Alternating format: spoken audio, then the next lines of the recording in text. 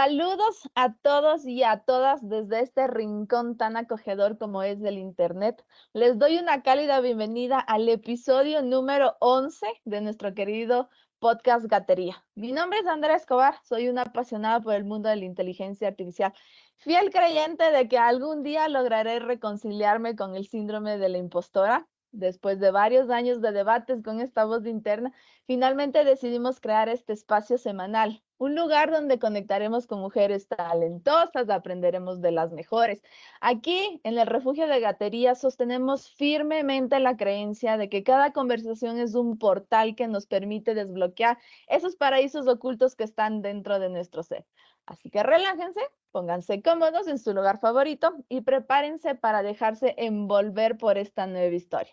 Y por supuesto, les invito a seguirnos en nuestras redes sociales, donde nos van a encontrar como gatter.ia en Facebook, Instagram, TikTok, para que estén atentos de todas las novedades. El día de hoy tengo un episodio recontra especial. Tengo un mujerón a la persona que me ha aceptado esta invitación. Tengo a Joana Naranjo. Joana Naranjo es máster en Dirección de Comunicación Empresarial y Organizacional, es máster en Comunicación y Marketing Político, ha estado en grandes medios de comunicación, ahora está desenvolviéndose en temas de empoderamiento femenino y justo antesitos de que empecemos a grabar me decía que quiere ayudar a las mujeres, que ahora ve una importancia y sobre todo por todo ese know-how y toda esa trayectoria que tiene Joana, hoy viene a darnos un granito de arena. Entonces, Joa, muchísimas gracias por haber aceptado esta invitación y por estar aquí en el podcast de Gatería. ¿Qué tal, Andrea? Muy buenas noches. Para mí es un gusto enorme. Desde ya, Andrea, quiero felicitarte y abrazarte en nombre de muchísimas mujeres, porque lo que tú estás haciendo con tu espacio es darnos voz. ¿Cuántos años hemos sido invisibilizadas, calladas? Por vergüenza no hemos dicho lo que pensamos, lo que sentimos, y espacios como estos yo creo que ayudan muchísimo. Eres una mujer valiente. Lanzarte tu podcast, lanzarte estos reels que haces comentando temas de las mujeres en tus redes sociales. Todo eso, Andrea, ya nos mueve, nos deja pensando y como tú dices, nos vamos transformando, porque sin duda para mí algo clave es que para lograr una verdadera transformación, la clave es la educación. Y aquí estamos haciendo eso porque finalmente estamos compartiendo nuestras experiencias y vamos a empoderar a muchas más mujeres. Y el camino es largo, tú decías el síndrome del impostor. Ah, no, pues ese creo que todas tenemos. Hay un dato que dice que el 47% de las mujeres tenemos el síndrome del impostor, imagínate. Y hay días que amanecemos con ese síndrome, pero al 100%. Hay días en que se nos monta encima, hay otros días en los que nos deja cogerle de la manita, Así sí. es. Exacto, y justo estaba viendo un poquito de tu trayectoria y dije, esta mujer sabe hablar en público, ha estado un montón de tiempo en su trayectoria aprendiendo a hablar en público y yo quería un poco iniciar con esa pregunta de, desde tu perspectiva, yo, aprender a hablar en público, ¿se nace o se hace? O ambas, o cómo ha sido más o menos tu historia. Yo estoy convencida, Andrea, que se hace, ¿ok? Podemos nacer carismáticos. ¿Te ha pasado que hay gente que es súper carismática, que entras a algún lado y dices, oye, qué chévere, esta persona me cayó súper bien? Pero eso es una cosa. Ya aprender a hablar en público creo que se hace, hay que formarte y yo siempre, como les digo a los clientes que suelo apoyarles, hombres y mujeres que quieren aprender a hablar en público, esto es como jugar fútbol.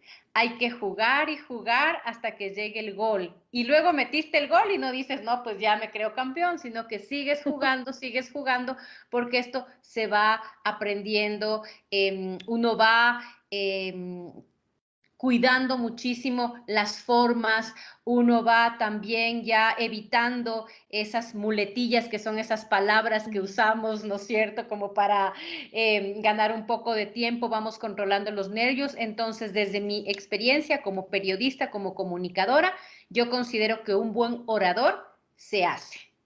Se hace, wow, sí. Y justo ahí quería partir por esa pregunta, porque el se hace es, como tú dices, ¿no? Ves, dale, dale y dale y equivócate y el síndrome de la impostora va a estar ahí todo el tiempo de tu vida. Entonces, sí quería ahora iniciar un poquito de, ¿Joana siempre quiso ser comunicadora o con el tiempo fuiste dándote cuenta de que ese era tu don?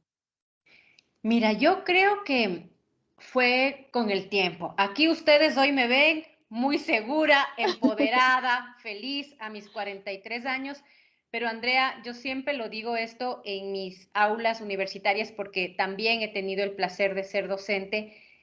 Esta mujer de los 43 años no se parece en nada quizá a esa mujer de 15, de 16 o de 20, porque yo considero que fui una mujer muy insegura, muy insegura, no solo de mi físico, insegura de todo en medio de este mundo, sin duda que está hecho porque sigue siendo hecho para hombres.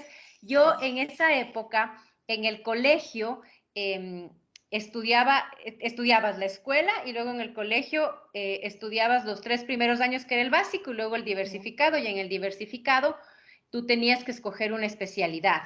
sí. Mira que yo ahí decido escoger informática.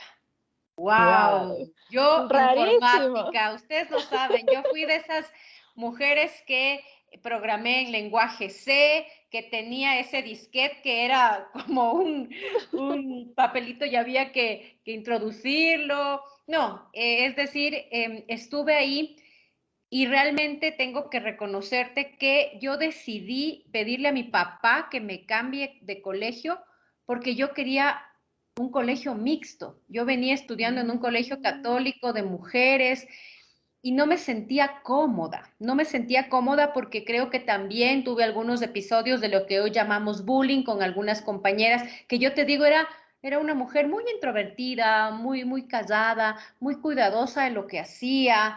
Eh, y seguramente esa fue el primer momento de mi vida en el que yo decido hablar con mi papá y decirle, oye, ¿sabes qué? Quiero cambiarme de colegio. Y me dice, ¿por qué? Me dice, es que quiero seguir otra especialidad. Claro, no había informática porque no era muy común. claro. Entonces, mi papá decide cambiarme a un colegio mixto donde había informática y creo que ese fue el primer momento que cambió mi vida, porque me sentí muy cómoda en este colegio con hombres y mujeres que ya compaginábamos mucho más y que en este colegio también quizá al ser más pequeño me daba la oportunidad de yo poder sentir que puedo brillar, que puedo hacer algo. Entonces Ujú. empiezo con esto de que en el colegio había la kermés y yo quería animar la kermés, había la fiesta y yo quería ser la maestra de ceremonias y yo me daba cuenta que ya se me venía esa seguridad, se me vino una seguridad, mira, importante solo con este cambio de colegio. Y claro, cuando ya terminé mis estudios en el colegio, mi papi dice, bueno, ¿a dónde vamos? A la Politécnica, a la ESPE, porque claro, ingeniería en informática, ¿no? Y Claro. yo no, papi, yo quiero seguir periodismo, comunicación. Papá, y bueno, ¿qué onda, no? ¿Cómo así? ¿De dónde surgió esto? A pesar de que sí, él miraba que yo tenía este gusto por hablar en público, incluso me gustaba como leer El Comercio todos los domingos, en esa época venía la revista Familia, La Pandilla, a mí me gustaba mucho leer y como leerle la Sí. noticia a mi papi. Pero mira, fueron esos caminos, como te digo, yo no era una mujer segura a mis 15, a mis 16, a mis 20 años, más bien creo que el momento que llego a estudiar periodismo y comunicación, ahí voy dando Empieza. pasitos, pasitos, pasitos y empiezo a convertirme en la mujer que soy ahora. Pero Andrea, tengo 43. El camino ha sido largo, pero no me quejo porque aquí estoy ahora comprometida con que más mujeres puedan sentirse seguras. Yo siempre digo, ojalá alguien me hubiese dicho esto a mis 20 años. Y al final, entonces, tu papi aceptó. ¿Fue fácil o difícil? ¿Sabes qué fue fácil? Porque claro, como te digo, él veía en mí ya esta capacidad de hablar, este interés por las noticias, me gustaba mucho como simular que trabajaba en un noticiero y me dijo, bueno, vamos a buscar, no era muy común, o lo que me pasa hasta ahora cuando me dicen, oye, ¿y qué estudiaste comunicación? ¿Y qué haces? ¿Qué es ser comunicadora? Sí. Todavía hay eso de que no sabes, ¿no? Pero mira, mi papá, pues sin duda fuimos a buscar universidades. En esa época estaba la católica, pero ellos tenían una carrera que era comunicación y letras. Estaba como más vinculado a que estudies comunicación, pero para escribir. Y lo mío Ya. era la televisión. Eso sí, yo tenía clarito, yo quería la televisión. Me acuerdo que buscamos en la católica, buscamos también, me parece que había en la Universidad San Francisco, pero era muy costosa, la descartamos y encontramos en la Salesiana, que era perfecta para alguien, una joven que quería estudiar comunicación, clase media, era una universidad que mis padres podían pagar y ahí empecé a estudiar comunicación social. Antes de seguir con la historia, no quería dejar pasar la oportunidad que dijiste justo también de que estudiaste en un colegio solo de mujeres. Yo también estudié en colegios, no era religioso, sino solo era de mujeres, y al final creo que a mí sí tuvo un poco de repercusión en cómo me fue formando. Por ponerte un ejemplo, para nosotras, ver un hombre era como, ¡ah!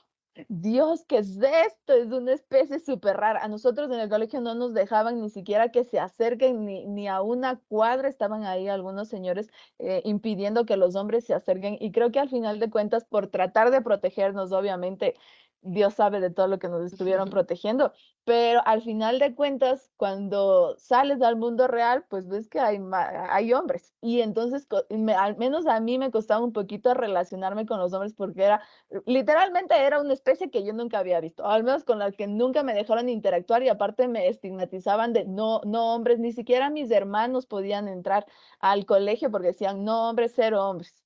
No sé Wow. cómo fue tu experiencia. Mira, a mí lo que me pasó es que yo siento que, claro, al haber estado solo en un colegio de mujeres, que mira lo que nos pasa, es lo que te decía Andrea, porque nosotros venimos arrastrando un montón de micromachismos porque vivimos en una sociedad absolutamente machista y patriarcal y normalizamos muchos comportamientos. Entonces, yo creo que cuando estás en un círculo femenino, quizá, yo creo que en cambio a mí lo que me pasó es que nos enseñan a que no somos un equipo las mujeres, sino que hay que competir. ¿Quién es la mejor? ¿Quién es la más Sí, bonita? ¿Quién es la mejor alumna? ¿Quién es la no sé qué?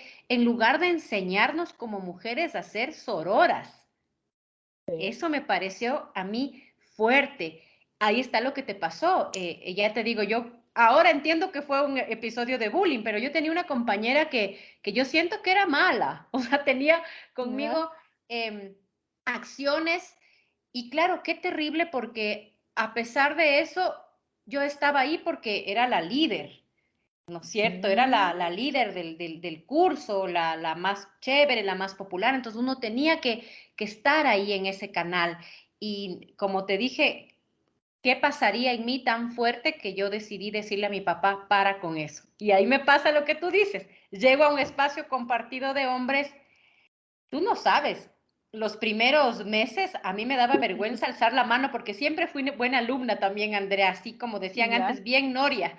Entonces a mí me daba vergüenza porque el profesor antes tenían las clases, esta típica, la prueba oral, a ver qué pasó en no sé qué. Yo tenía vergüenza de alzar la mano porque van a decir esta, qué Noria.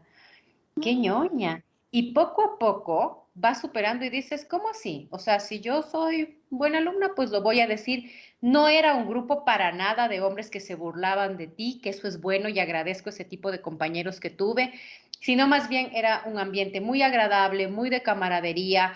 Y ahí creo que también fui yo aprendiendo eso, ¿no? Somos iguales. Puedes alzar la mano, puedes hablar, a respetar, porque sí, también debo decirte que sí era un ambiente, era un colegio sano, o sea, sueno como una señora de 80 años, pero de verdad era un colegio sano, era un espacio que yo sentía que era seguro, y eso me pareció interesante porque entendí que somos pares Sí. y podemos entonces apoyarnos, caminar de la mano, me pareció interesante. Pero claro, el colegio era nada a lo que se iba a venir con el mundo real.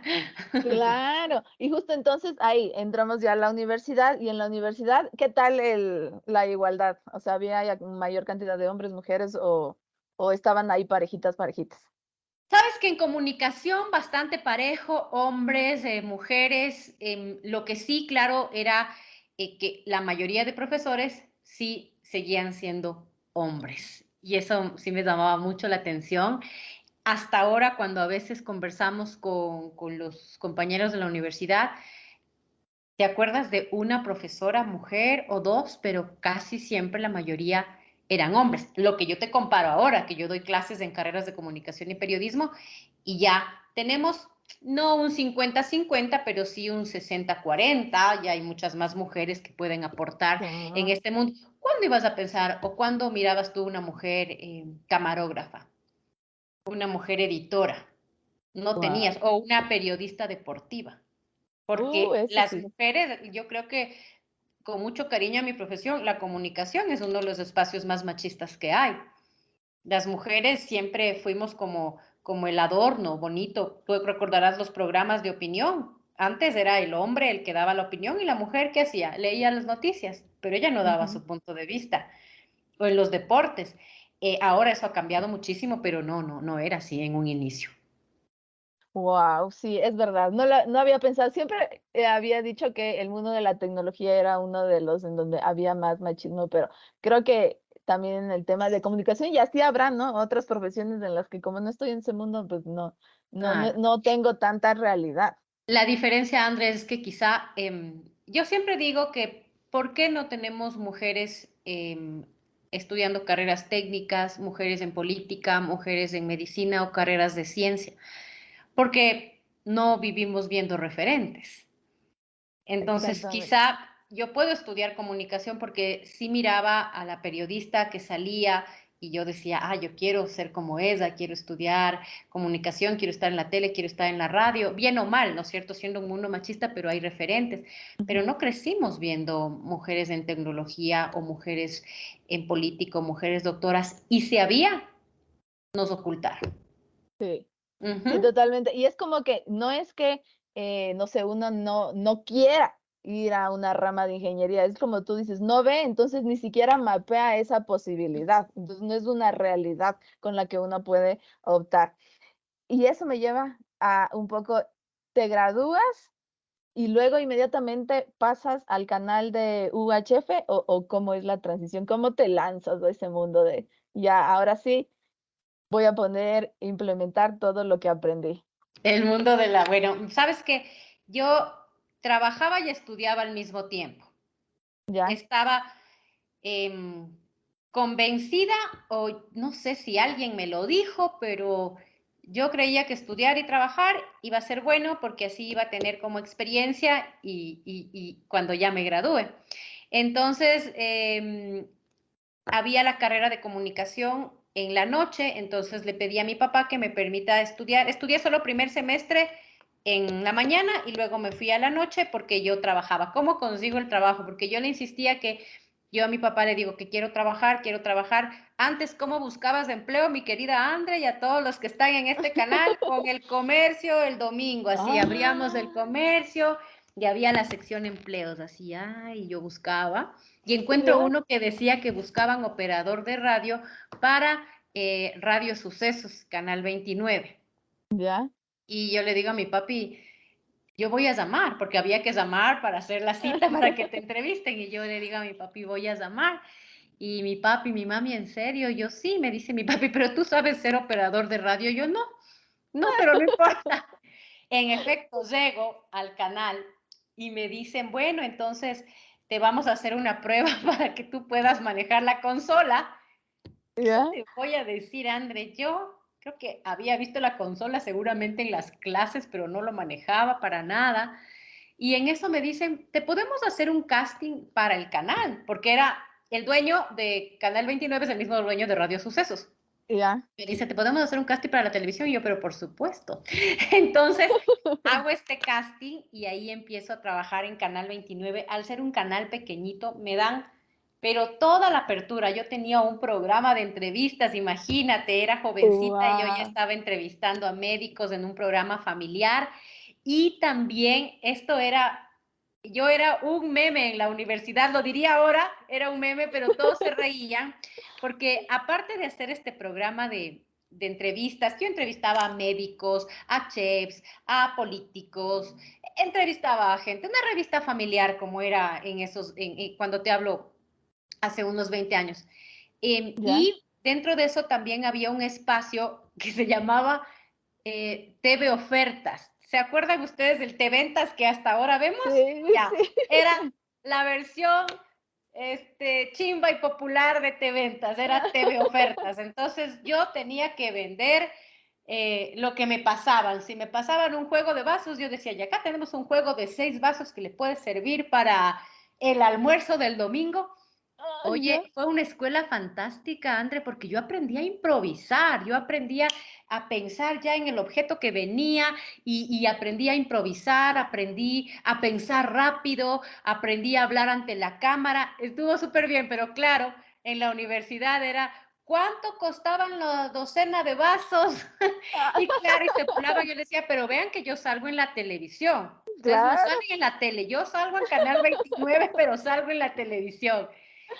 Y fue así, estuve ahí un tiempito, luego gracias a ese canal me llamaron a otro canal que ya desapareció, que se llamaba Cable Noticias CN3. Ya. Ahí también de una me lanzan como presentadora de noticias a las 8 de la noche, reportera, en esa época era el Congreso, yo era reportera y mi fuente era el Congreso, ahí Wow. estuve un tiempo y mira que por esas cosas de la vida, me imagino que viendo los canales, Alfredo Pino Argote, que ya no está con nosotros, él me llama de Coavisa y me dice si quiero ir a trabajar con él y que me harían una entrevista.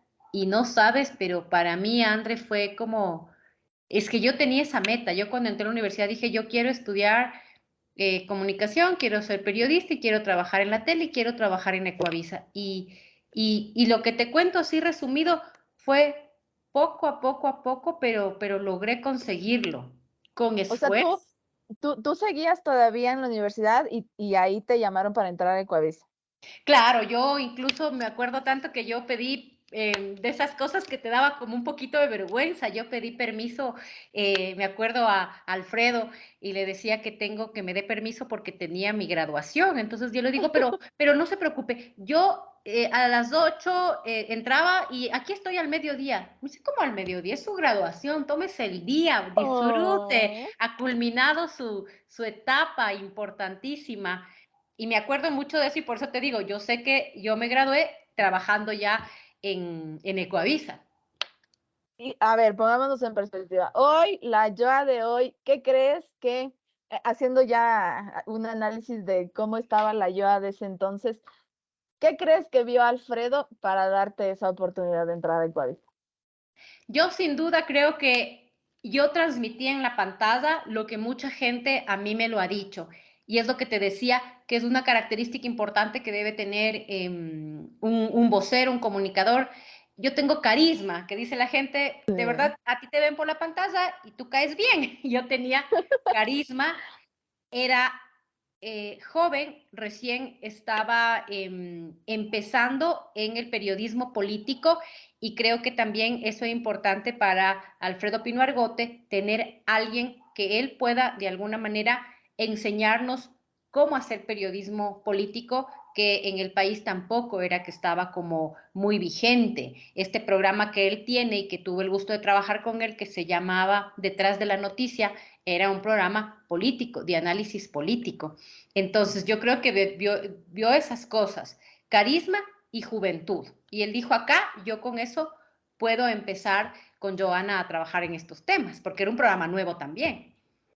Y cuando te dan esta oportunidad, la Joa, esa voz interna que dice, ¿se fregó? O sea, aparte de toda la emoción, ¿te la creías? ¿Estabas convencida de lo que te estaba pensando? No, pues yo tenía muchísimo miedo, Andrea, muchísimo miedo, el síndrome del impostor al 100%. Aparte, oye, tenía un complejo brutal con el tema de mi cuerpo, era una cosa impresionante, ¿Qué te decías? impresionante. Decía, ¿cómo voy a salir en la televisión si estoy gorda?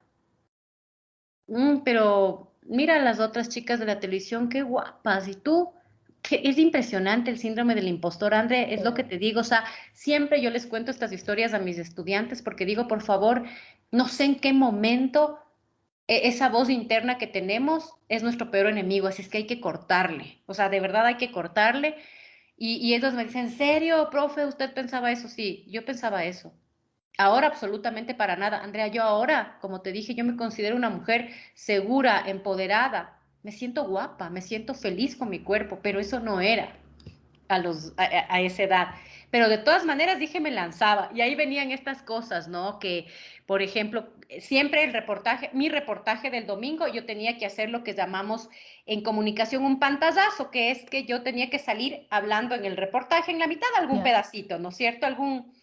Un pantallazo, decimos, un pedacito del reportaje, yo salía.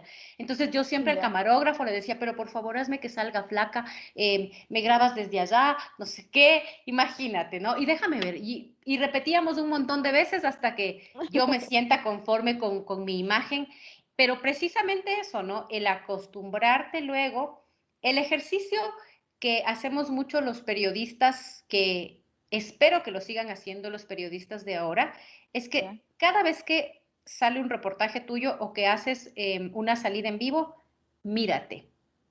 Si estás en radio, escúchate, porque eso te permite hacer una retroalimentación de si hablaste muy bien, si tu postura fue la correcta, si no repetiste muchas palabras. Entonces, yo ya me fui acostumbrando a verme, saber qué color quizá de ropa me sienta mejor, qué peinado, y uno como que, claro, vas aceptando. Finalmente yo digo, este es tu trabajo.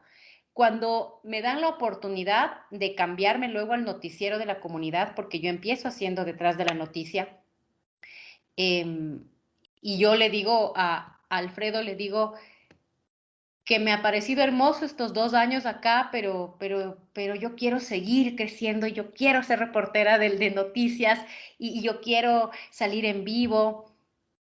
Y que me quiero ir y que voy a buscar esa ingenuidad que uno tenía, ¿no? Imagínate yo diciéndole eso cuando no tenía nada. O sea, y él me dice, de acuerdo, pero yo no le voy a dejar ir. Y claro, yo me imaginaba que Oh, decía, no le voy a dejar ir del programa. No, quiere hacer eso, entonces aquí mismo, ya voy a hablar, wow. dice, con Javier Alvarado, que era el dueño de Coavisa, para que entonces pase al noticiero de la comunidad. Y paso al noticiero de la comunidad y empieza un espacio muy lindo para mí de crecimiento, salidas en vivo, recorrer barrios, entrevistar gente, sentirme súper conocida y aceptada con la gente, pero claro, ese síndrome del impostor siempre ahí, Andrés, siempre, porque ese sí te digo, hasta ahora, yo creo que es algo Sí, con el que vamos a tener que batallar las mujeres por mucho tiempo. exactamente. Y justo a eso quería entrar, porque asumo que eh, o sea, nos equivocamos. Es que yo también, mi síndrome del impostor me dice, uy, André, tú no tienes que equivocarte. Entonces, tengo un debate emocional durísimo con el equivocarme y por eso trato siempre de indagar a las chicas que vienen acá de cómo lidian con, te equivocas y asumo que te habrás equivocado en vivo. Pero claro, Ahora la yo ya experimentada, ¿algún consejo de qué hacer si es que alguien nos está exponiendo, está en una presentación y se le fue la presentación, se equivocó, dijo algo que le salió súper mal, ¿cómo lo dijo? No sé si ahí nos puedes dar algunos tips de qué hacer cuando ya la regamos en público. claro, mira que muchas veces dicen, es que me quedé en blanco. Ujú, Me quedé en blanco. Y ahora lo mismo pasa cuando estás quizá reporteando en vivo en algún lado y te quedas en blanco. ¿Y cuál es el mejor consejo que me dio un gran maestro? Empieza a narrar lo que ves. Seguramente yo tenía un discurso preparado. Estaba, por ejemplo, en la asamblea y estaba hablando seguramente de la ley que se debatía ese momento, pero me quedé en blanco porque te pasa. ajá. ¿Y qué hago? Me decía, empieza a narrar lo que ves. Hasta eso tu cerebro se reconecta porque nosotros ganamos tiempo, André, cuando estamos hablando de otra Ujú. cosa, para volver. Entonces, si yo me quedé en blanco, decía, y bueno, en estos instantes estamos, cuando son las 10:20, de 150 asambleístas, hay un promedio de 128, están debatiendo, en la pantalla se están proyectando los datos y mi cerebro iba ganando tiempo para volver a Mm, recordar lo que estaba haciendo. Cuando yo capacito a voceros, me doy cuenta que mucho de lo que hacemos en estos momentos es utilizar muletillas, que son esas palabras como, por ejemplo, tú me preguntas algo y yo te digo, efectivamente, Andrea, ese tiempito estoy ganando para que mi cerebro piense con qué voy a salir. El problema es cuando decimos efectivamente, Andrea, y efectivamente, y toda la entrevista te dije 40 efectivamente. Ahí está el problema. Pero, caso contrario, es una buena ayuda si te quedaste en blanco, si te olvidaste de la presentación, narra algo que estás viendo, algo que te viene a la memoria, haz un chiste, rompe el hielo y seguramente nuevamente conectas con lo que estabas haciendo. Interesante. Y no sé si es que se vale decir, creo que no, bueno, no sé, tú eres la experta, ya me dirás. ¿Se vale decir me quedé en blanco o se me fue la idea o algo así? No, para nada, porque no, Ya. o sea, si fuera un periodista te diría, olvídate, nos despiden ese rato, ¿no? Hay Ya. que buscar la forma y a un vocero tampoco, porque no se vería muy profesional.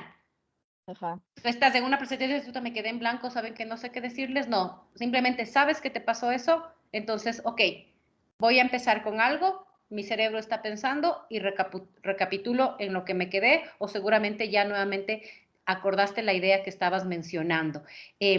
Pero nosotros mismos muchas veces somos los que nos ponemos el pie, entonces Sí. hay que trabajar en estas técnicas que digo yo, justamente que es a lo que me dedico ahora, en dar talleres a voceros, talleres de cómo hablar en público, para enfrentar estos momentos difíciles y que justamente tu aparición en público o ante las cámaras sea cómodo y para ti, pero que sobre todo cumple el objetivo. ¿Qué haces tú en una entrevista? Vas a comunicar un mensaje, que se lo comunique de la manera correcta.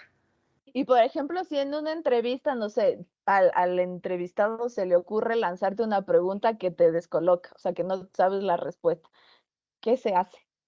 Mira, esa es una clásica pregunta que me hacen los voceros. Me preguntan algo y yo no sé qué responder. Honestidad. En este momento no tengo los datos que me estás preguntando, Andrea. Sin embargo, me comprometo a llegar a mi oficina o en el día de mañana yo te hago llegar esa información. Pero no, queremos saber cuándo se va a inaugurar la obra. Digo, por favor, jamás decir el 15 de diciembre del 2023, porque Mm. todo queda grabado y la gente se va a acordar del 15 de diciembre y te van a sacar. No salió el 15 de diciembre. Siempre les recomiendo trimestres en 6 meses, a finales de año, de tal manera que siempre estemos cuidando también nuestras espaldas Mm. del trabajo que realizan los voceros, ¿no? Muchos son políticos y hay que cuidar mucho esas formas. Me parece súper interesante esto de no dar cosas concretas, sino como dar de a finales del año. Súper, súper interesante. Y justamente quería irme a otro lado de la conversación o sea, justo lo que tú me decías, ¿no? Entonces te empiezas a ver, ves qué colores son los que te sientan mejor, qué estilos, qué enfoques, qué encuadres. ¿Algún tip igual que nos puedas dar a nosotros sobre todo cuando es esa primera conferencia, esa primera entrevista, esa primera aparición en cámaras, cómo no sé si empoderarme, lo que pasa es que a mí me pasa mucho de que como me visto me empodera, si me maquillo y me pongo los labios hermosos, me empodera. Entonces, ¿Mm? no sé cómo encontraste tú ese balance entonces, si es mi primera vez, voy a vestirme de esta manera, voy a verme así, voy a tratar de darme todos esos elogios para que yo pueda sentirme más empoderada. Mira, yo no quiero sonar superficial, pero el mundo de la comunicación es imagen, y es lo que yo siempre les digo. El mundo del periodismo, el mundo de la comunicación es imagen. Entonces, si yo he decidido, les digo a mis estudiantes, ok, ustedes han decidido ser profesionales en la comunicación y el periodismo, entonces sí o sí van a tener que cuidar su imagen. Si Ujú. nosotros vamos a tener una presentación, una entrevista, vamos a tener que vestirnos de la manera correcta. Yo no estoy de acuerdo en cambiar tu estilo, por ejemplo, André. No estoy de acuerdo en que si tú eres una persona que siempre vistes camisa blanca, chompa de cuero y eres quizá más informal, no estoy de acuerdo en pedirte que te pongas un traje sastre y cambies tu personalidad. No, yo digo, ese es tu estilo, mantente fiel a tu estilo, pero sí, no te vas a poner la chaqueta más vieja que tienes de cuero para la entrevista, te vas a poner la que está mejor presentada. Tenemos que usar maquillaje, sí o sí, nos guste o no. Las cámaras, lamentablemente, cuando la gente va a un estudio de televisión, las luces son tan fuertes que quizá los que estamos acostumbrados a eso ya no transpiramos tanto, pero las personas que van, los entrevistados, transpiran muchísimo. Para eso sirve el maquillaje, para evitar un poco que se note el sudor que está sintiendo. ¿Por Mm, qué nos ponemos los colores, por ejemplo, de los labios? También para que se noten mucho más. En el caso de las mujeres, en el caso de los hombres, también siempre hay un retoque. Entonces, no lo veamos como de manera superficial, sino que en el caso de periodismo, de la comunicación, la imagen es fundamental. Seguramente tú has escuchado esa frase, André, que dice, solo tenemos una oportunidad, ¿no es cierto?, sí, para impactar en el otro. Solo una. y es No verdad. hay dos. Y es verdad, porque la primera impresión es la que tú te llevas de mí. Este encuentro que tuvimos, tú ya te llevas de mí. Y todo comunica, todo comunica. La forma en que hablo, cómo muevo mis manos, me decidí poner una blusa roja, me pinté los labios de rojo, tengo atrás un gato, ya te vas dando cuenta, me dice muchas cosas. Todo comunica. Entonces, cuando vamos a hablar en público para hacer una presentación en una empresa o nos invitan a una entrevista, ¿qué quiero comunicar? Entonces, que no usemos ropa que no va con nuestro estilo, pero sí, ¿qué quiero comunicar? Y sí, Inter- a peinarnos y a maquillarnos, nos guste o no, porque es la impresión que vamos a dar. Me encanta esto de qué quiero comunicar. Nunca me había preguntado eso. Estaba ahorita pensando de qué pasa si una chica le encanta el rosa y quiere ir, no sé, a una conferencia o a una entrevista de algún tema, no sé, político. La última mi mente me está diciendo tal vez político no es igual a rosa, fucsia. Entonces, ¿tú le aconsejarías a esta chica de vestirse todo de rosa porque le gusta el rosa y quiere así, pero no sé si es que también hay que vestirse de acuerdo a al propósito, ¿no? Si es una entrevista, si es una Uh -huh. ponencia y sobre el tema. Sí, mira, antes era como muy marcado. En comunicación nosotros también recomendamos a nuestros voceros el uso de los colores. Por ejemplo, ¿Ya? si tú quieres generar, vas a una entrevista de algún tema serio, político, vístete de un azul, de negro. Si quieres generar transparencia, vístete de blanco. Antes, imposible que alguien vaya vestido de verde, de amarillo, de rojo, de rosado, de fucsia, porque decían, no, pues Sí. esos colores son muy fuertes. Ahora eso ha cambiado muchísimo la tendencia. Primero, si una mujer, por ejemplo, tiene una entrevista y quiere usar un tono rosa, un tono lila, que son colores que además están muy cercanos al empoderamiento, perfecto. El rojo, por ejemplo, pobre rojo, este rojo catalogado como seductor, nada que ver, ahora el rojo lo que te genera es seguridad. Entonces, ahora yo lo que recomiendo, sí, es usar colores, pero llanos. Lo que a mí no me gusta mucho como consultora de comunicación, sí recomiendo Ujú. mucho, son los estampados. Siento que llaman mucho la atención Mm. cuando estás en una entrevista o si vas a dar una conferencia, imagínate en un escenario. Pero ¿por qué me dirán si no hay cámaras? Porque siempre va a haber cámaras, alguien que te va a tomar una foto y muchas veces distorsiona el estampado, no nos hace ver de la forma correcta, entonces yo siempre recomiendo colores llanos cuando vamos a estar expuestos ante las cámaras. Wow, interesante. Y ahorita en mi mente me estaba generando más casos y quiero aprovechar la oportunidad para preguntar. Por Tema supuesto. tatuajes. Yo sé que ahora ya es mucho más abierta, incluso la candidata a la presidencia salía con su tatuaje, pero no sé si es que todavía está estigmatizado tú que estás en el medio, ¿qué le aconsejas a esa persona que tiene tatuajes que se ve? A mí en su momento me dijeron oculta tus tatuajes. Mira, y eso ha pasado muchísimo y hay un montón de casos acá y sobre todo con tema de mujeres donde se ha evidenciado el tema del machismo también. Te digo un ejemplo que no es hace mucho, Cintia Viteri. Ujú. Cintia Viteri, que era alcaldesa de Guayaquil, de repente decidió mostrar sus tatuajes y hubo gente que se indignó, que cómo era posible que una alcaldesa tenga este tipo de tatuajes, qué ejemplo estaba dando. Otras personas que dijeron, es tu cuerpo, es tu manera, es tu decisión, sin duda tendrá tal vez algún significado. Entonces, mi recomendación es que si tú tienes un tatuaje, lo que sí hay que hacer es no ocultarlos. El tema es que vas como muy forrado y nadie te ve y entonces, Claro, y luego de repente te ven con algún trabajo más informal y por ahí aparece y hay que estar justificando. ¿Cómo así? claro. Entonces yo lo que recomiendo ahora es eso. Si tú tienes un piercing, tienes Mm. un tatuaje y esa va a ser tu imagen con la que te quieres mantener, por favor, hagámoslo. Si tú me dices, sabes que no, tengo ese tatuaje, la verdad es que me arrepiento toda la vida de gana, me dice yo, la verdad es que no, no. Ok, entonces, como no lo vamos a estar exhibiendo, no pasa nada. Pero yo creo que ahora sí hay mucho más un respeto al tema de tatuajes, de piercings, porque el cuerpo finalmente es nuestro templo y nosotros decidimos qué hacer con él. Creo que ya se ha roto ese estigma y ese estereotipo de que la persona que tiene tatuaje le calificaban de un montón de cosas. Yo creo que eso Sí. ya ha cambiado y si me preguntas ahora, ¿qué haría si yo tengo un cliente que tiene pues tatuajes? Le diría, pues si tú estás cómodo con ellos, pues que se miren, que se muestren, pero que luego no tengamos que estar justificando por qué lo tengo, porque si en algún momento lo trataste de ocultar, ahí está el problema, cuando no somos honestos desde un inicio. Siempre que ocultamos algo y que van a salir, es un problema. Claro, o sea, asumo que se oculta con ese afán de querer ser perfecto y ser el pulcro y cumplir con estándares, ¿no?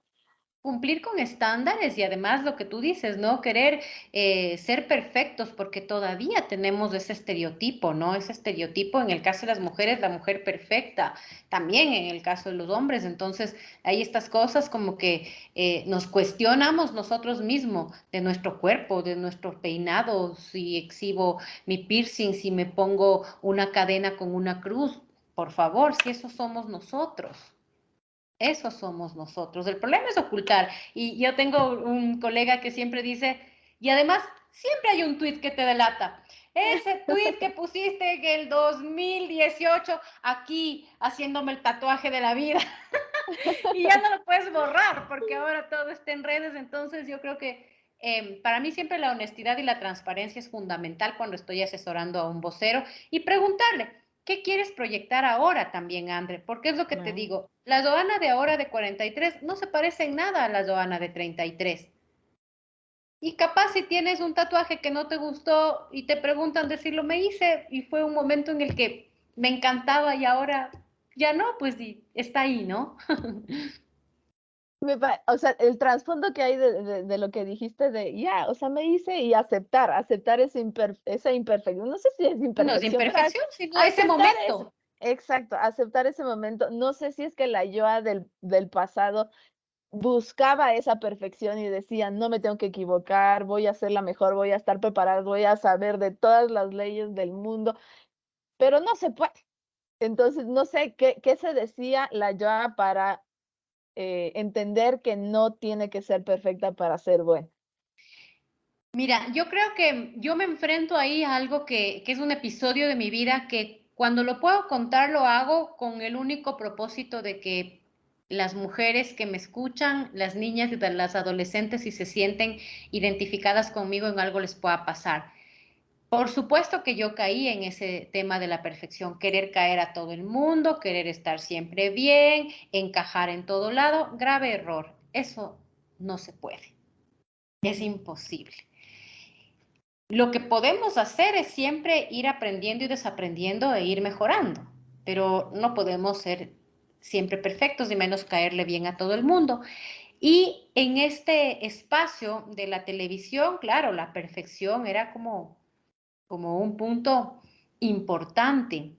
Y en esa época yo creo que había muchos estereotipos y uno de los que a mí me marcó mucho fue el tema del matrimonio. Mm. Yo tenía 28 años y, y ya se casaba la gente de mi alrededor y no sé qué, y yo decía, y la gente ya me decía, chuta, te vas a quedar a vestir santos y no sé qué. Era como encajar, ¿viste? Encajar, Sí. ser perfecta, cumplir con ese rol. Y claro, yo me decido casar a los 28 años. Em, no duró mucho ese matrimonio, Pero yo ahora que nuevamente me hago una retrospectiva, digo, claro, yo lo que estaba haciendo es intentar Encajar. encajar con la sociedad, porque si no, ¿qué dirán? Ya 28 años te vas a quedar para vestir santos, ya 28 años después, ¿cómo te embarazas? Y mira que ahí me pasa algo también. Yo decido casarme y yo trabajaba en la televisión. Mis horarios en la televisión eran muy duros. Yo entraba a las 5 de la mañana, tenía turnos de fines de semana. Y como es la vida, justamente esto me hace a mí dejar la televisión y dedicarme a la comunicación organizacional y empresarial, ya más bien dedicada a las empresas, porque, mira, nuevamente yo y mis estereotipos, porque decía, ah, no, pues entonces quizá ahí el trabajo es un poco más liviano, me voy a quedar embarazada y entonces todo va a ser perfecto. Nunca llegó, nunca me embaracé, me dediqué a brillar, estaba tan feliz en los trabajos que luego había obtenido, estaba siendo una mujer reconocida, tenía un buen salario, los trabajos que habían llegado en tema de comunicación política me estaban permitiendo darme a conocer y así fue pasando el tiempo y aquí estoy. Y brillé y no me arrepiento jamás. Yo tomé esa decisión, pero fíjate, que dejé lo que amaba, porque siempre diré yo, toda la vida voy a ser periodista, pero lo dejé pensando en que tenía que ir cumpliendo un rol. Wow. Justamente, o sea, me estabas contando y a mí me entraron las ganas de llorar porque estoy exactamente en ese punto en donde reconozco públicamente de que intento caerle bien a todo el mundo. Estoy yendo a terapia porque me ayude a calmar ese síndrome de la impostora, de que no soy perfecta. Lidio muchísimo con el tema de equivocarme y también estoy en ese punto en donde la sociedad a mis 32 años me dice que fue que no te casas, que fue que no eres mamá. Mi hermana está siendo mamá ahora mismo y es como que la presión ahora es el doble. Entonces, no sé si es que ahora la Joa de hoy le puede dar unas palabras a la Joa de ese momento. ¿Qué le dirías ahora mismo? Yo le diría a esa Joana de esa época que estaba luchando por embarazarse, por cumplir en el rol, lo único que le diría es que todas las mujeres tenemos nuestro momento y que ser dadora de vida no es lo único que te hace una mujer exitosa. Y que cuando ya pase mucho tiempo te vas a dar cuenta que todas las mujeres maternamos. Y las mujeres maternamos proyectos, ideas, a esa amiga Andre que viene a pedirnos un consejo o a llorar en el hombro porque el novio se va de viaje o porque no le fue bien, estamos maternando, o como yo ahora, que materno a mi gato Napoleón. Entonces, no hay necesidad de sentirnos tan obligadas a ser madres. Hermoso las que lo pueden hacer y maternan a sus hijos biológicos, Andre. Pero todas vivimos experiencias y momentos diferentes y eso no nos hace ni más ni menos. Simplemente que vivimos nuestros éxitos, nuestras alegrías y nuestras tristezas cada uno de manera diferente. Mi Joana de veintitantos años, créeme que sí se preocupaba mucho, André, por qué no me quedara embarazada? Y ahora tal persona con tantos hijos y yo no. Y hasta hace poco yo siempre justificándome. ¿Por qué no tienes hijos? Hasta que un día conversando con mi esposo, porque por supuesto me volví a casar porque yo creo en el amor, creo en la vida en Oh, pareja y ahora estoy muy contenta. Y yo le contaba a mi esposo y le decía que siento que a veces, André, me justifico mucho cuando me preguntan, ¿y tienes hijos?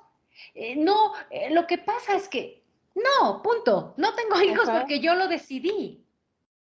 ¿Ok? Pero es lo que tú dices, ¿no? Es eso de ir a terapia, de trabajar en uno mismo, de conocer nuestros miedos, reconocer también nuestras fortalezas. Y en lugar de yo sentirme incómoda, es como, ¿cuándo la gente va a dejar de hacer preguntas absurdas que no le Sí, interesan? exacto, porque la respuesta de si tengo hijos o no tengo hijos no le aporta en nada a la otra persona. Nada, sí, pregúntame en qué, ¿no es cierto? Es como, André, cuando te pregunten seguramente eso, o ya muchas de las que nos están escuchando es, ¿y cuándo van a ser mamá? ¿Y para cuándo los hijos? Es, más bien pregúntame cómo me siento ahora, qué estoy haciendo, qué sueños tengo, qué metas tengo. O ya si uno quiere ser tan radical como suelo ser ahora, decir, esas preguntas ya no se hacen. No soy madre por decisión. Y la gente se queda como ya frenada, porque si no yo era una lana ahí Claro, justificándome de qué, imagínate. exactamente, exactamente. Joa, ¿qué ha sido lo más bonito de ayudar a la gente a aprender a comunicarse? Verles que son seguras, André. Una persona que sabe comunicarse se siente segura. Y cuando tú estás seguro, todo en tu entorno cambia. Absolutamente todo en tu entorno cambia. ¿Te has dado cuenta cuando vamos a algún lado y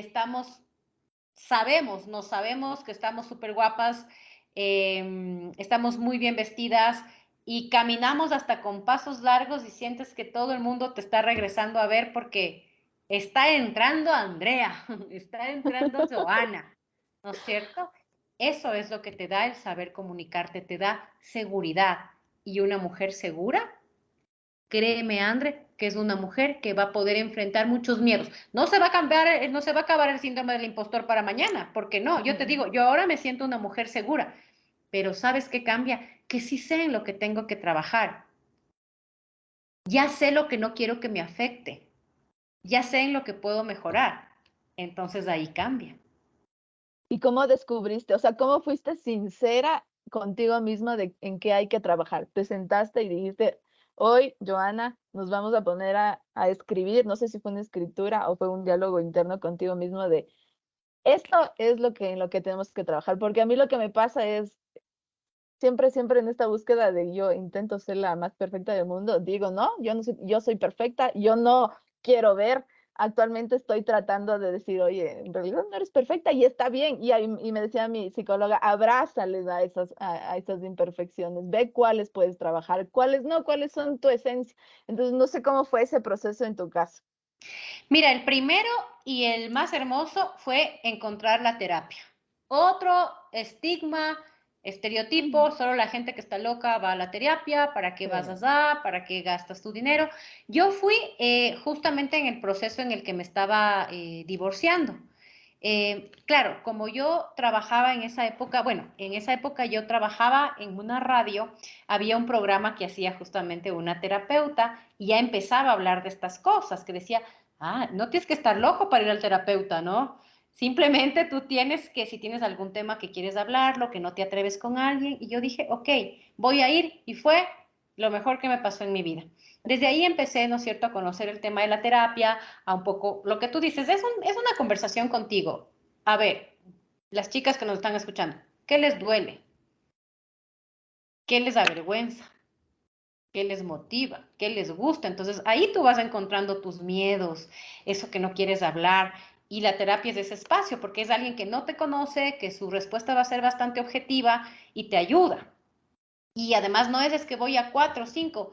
Yo he ido a 4 a 5, he dejado, luego vuelvo a 4 a 5 y luego cada vez que encuentro algún curso que dice vamos a hablar de ciclicidad femenina o vamos a hablar de mujeres y sus problemas de la infancia, digo voy a ir porque lo peor es creer que todas somos felices y vinimos de una infancia feliz. Hemos romantizado también el matrimonio y la familia, como que fuera perfecto. Romantizamos a la familia. Mentira. ¿Cuántas veces presenciamos, por lo menos yo, algunas peleas de los papás o algunas situaciones complejas? Y eso te va generando los traumas de la infancia que dicen, ¿verdad? Y te van quedando. Y si los puedes trabajar, qué bien. A mí eso me ha servido muchísimo, pero eh, es hacer una introspección tuya de lo que realmente necesitas cambiar. Y yo creo que eso me ha ayudado a mí muchísimo en este nuevo propósito que te digo que tengo, que es como empoderar a las mujeres, compartir lo que sé para que se sientan más seguras y empoderadas. ¿Empoderada qué significa? Como darles poder. ¿Cómo tienes poder con la información? Exactamente. Me encanta. Em, Quería ir ya un poco finalizando estas preguntas y no sé si es que, a ver, más bien, vamos en una situación. Imaginemos que hay una chica X que lo que quiere es empezar a hablar en público, tiene mucho interés por empezar a entrevistar, dar conferencias, pero su síndrome de la impostora está ahí y le dice, no, no, mijita. Aquí tú no eres suficiente, tienes que prepararte un montón, no, nadie te va a aceptar en una conferencia y mil razones. Si tuvieras un minuto con esa persona, ¿qué le dirías? Lánzate al agua y pierde el miedo. Esa es la única manera en la que nosotros vamos a poder dar el siguiente paso, André. Todas, todas las mujeres tenemos miedo muchas veces de dar ese siguiente paso. Ahí está la clave. Lánzate. ¿Qué es lo peor que puede pasar? Te equivocaste. Sí. Y, pero diste el primer paso. André, me hiciste recordar mi episodio cuando a mí me piden que ingrese a la docencia universitaria. Yo tenía terror. Tú no tienes idea cómo fue la primera clase que yo di. Sudaba como que fuese a salir por primera vez en el noticiero. Es que era Tenía algo que no habías hecho, ¿no? algo que no había hecho nunca. Y mi Ya. síndrome del impostor me dijo, no, no aceptes. No, ¿Y por qué pero aceptaste? porque obviamente era un reto profesional, era económicamente bueno para mí en ese momento y me permitía hacer lo que amaba también, porque mientras era docente de comunicación y periodismo podía hacer un programa de televisión. Mm. Entonces dije, me tengo que lanzar. Conversé con mi esposo, porque uno siempre tiene sus fans. Eso sí, mujeres, saber que uno tiene sus fans, sus papás, sus amigos, sus esposos, sus novios, siempre hay un fan. Ese que te dice, tú puedes, tú eres la mejor. Y aunque vos sabes que no es objetivo, pero ya te ayuda. Y dije, ok, Sí. me lanzo. Entonces, a esa persona que tú me decías, que dice, no, es que no voy a poder pararme enfrente, no voy a poder hablar en público, lánzate. Lo primero es vencer el miedo. Una vez que te lanzaste, tal vez no te fue bien, te equivocaste, pero ya estás ahí y ahí sí empieza el camino, poquito a poquito. Acuérdense cuando aprendimos a andar en bicicleta o cuando aprendimos a nadar. Sentimos que nos ahogamos y que nunca lo íbamos a lograr. Y mira dónde estamos. Exactamente. Ay, qué emocionante y qué motivador. Me voy lleno de una energía hermosa. Y la última pregunta de rigor que les hago a todas las chicas que están en este podcast. ¿Qué es el éxito para Joana? Andre, otra pregunta linda. Si esto me preguntabas hace algunos años, yo te hubiese dicho que el éxito era tener un súper trabajo, ganar súper bien y estar quizá siempre todos los fines de semana invitada a grandes eventos y codearme con grandes personalidades. Me preguntas ahora qué es el éxito. Mi familia chiquita, porque es chiquita, incluido a mi gato Napoleón. Napoleón. Este es el éxito para mí principal, mi familia. Hacer lo que me gusta sin miedos, sin complejos, aunque me cueste, estoy empezando en este tema de las consultorías, de empezar a promover estos talleres de empoderamiento, pero eso me hace feliz porque ya no es una meta, es mi propósito. Y el tercero, que es el éxito para mí, haberme aceptado y creer en esta mujer que estoy acá, con todas mis virtudes, con todos mis desaciertos, eso para mí es ahora el éxito, absolutamente distinto hace algunos años. Yo me encanta y ese propósito que tienes, por favor, divúlgalo por todo el mundo. Aquí, sobre todo en Latinoamérica, necesitamos mujeres como tú que nos ayuden y nos guíen. Entonces, ¿dónde te encontramos? No sé si tu perfil de LinkedIn o hay algún correo electrónico para que yo pueda dejar en la cajita de información. Sí, por favor, me encantaría que me puedan escribir, pueden hacerlo a mi perfil de LinkedIn o también al correo que es jnaranjogarcia@hotmail.com, que André lo tiene. Por favor, estoy pues dispuesta a conversar con ustedes si quieren hacerse un grupo, si quieren, porque si no, qué vergüenza, quiero estar sola. Ese es mi propósito ahora, André, ayudar a muchas mujeres a que sepan comunicarse. ¿Por qué? Nuevamente reitero, porque eso da seguridad y con seguridad nos comemos el mundo, chicas. Ay, Dios. Por favor, todas las personas que estén resonando con esto, todas esas chicas que al final siempre hay una lideresa dentro de nosotros. Entonces, busquen espacios. Es complejo, es complicado, pero qué mejor si es que tenemos manos amigas que ya han pasado por esa trayectoria y nos pueden guiar.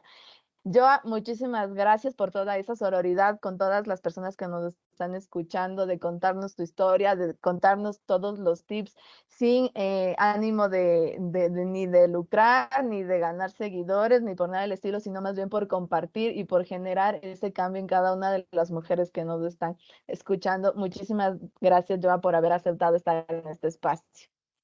A ti, André, muchísimas gracias y nuevamente, como te dije en nombre de muchas mujeres, te agradezco por hacer posible estos espacios, que ese podcast crezca, que esas redes sociales crezcan y que esta conversación que tuvimos hoy pueda resonar en muchas más mujeres, se queden pensando y se atrevan a hacer cosas diferentes, porque todas lo podemos hacer, solo que en tiempos diferentes. No somos iguales, saquémonos de eso de la cabeza y van a ver que a nuestro ritmo siempre vamos a cumplir con los objetivos que queremos. He aquí a los 43. Exactamente. Muchas gracias a todos. Les doy una cálida despedida, noche, día o mediodía, dependiendo de qué horas nos estén escuchando. Que tengan un lindo resto de semana. Hasta luego.